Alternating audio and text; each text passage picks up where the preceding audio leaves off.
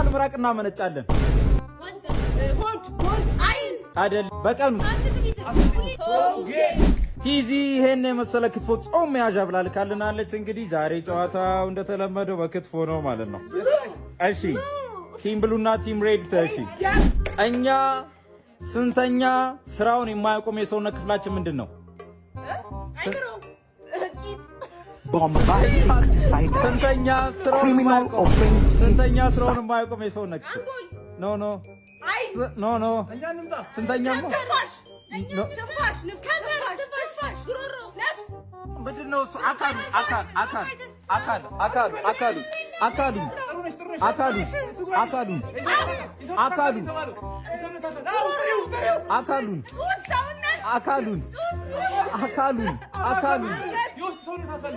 እሺ ልባችን ነው። ያ ልባችን ነው።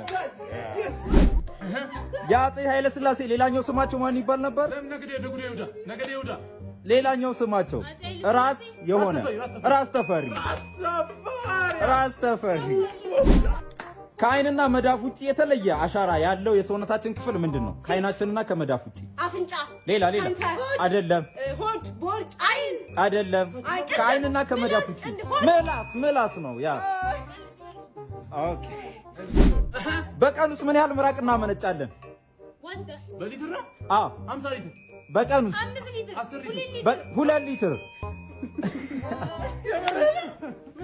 2 ሊትር ምራቅ እናመነጭ። እሺ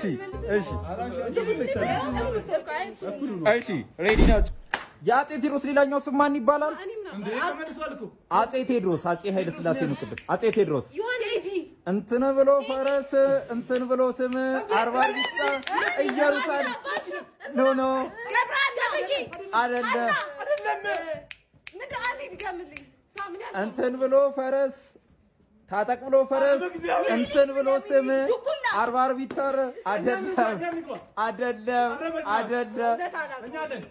እሺ ከኋላ ካሳ ብሎ ፈረስ ታጠቅ ብሎ ስም ነው። እሺ እናንተም ይሄን የመሰለ ክትፎ ማዘዝ ከፈለጋችሁ እንግዲህ ለወንድሜ ብላችሁ ማዘዝ ትችላላችሁ። ከስራ ዳሻዋለ። እሺ ሬዲ ናችሁ? እሺ ከሰው ጋር 70% ዲኤንኤ የሚጋራ እጽዋት እጽዋት ነው ያልኩት። እጽዋት ከሰው ጋር 70% ምንድነው? እጽዋቱ ከሰው ጋር 70% ዲኤንኤ የሚጋራ አይደለም። ሳምቲንግ እቤታችን የምንበላው ነው። እቤታችን የምንበላው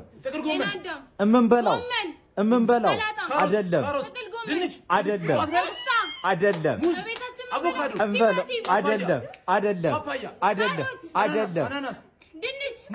ሙዝ ነው። 70% ከሰው ጋር ዲኤንኤ ይጋራል። ሙዝ ወደ ኋላ መራመድ የማይችል እንስሳ አይደለም። ወደ ኋላ መራመድ የማይችል ካንጋሮ አሸንፏል። ቲም ብሎ አሸንፏል። እናንተም እንግዲህ ይሄን የመሰለ ክትፎ እንግዲህ ጾም እየገባ ነው። እንግዲህ አታገኙትም። እድላችሁን ተጠቀሙ። ከመግባቱ በፊት ስታስወጥ ባይዘው ማን እንብላ ይባላል።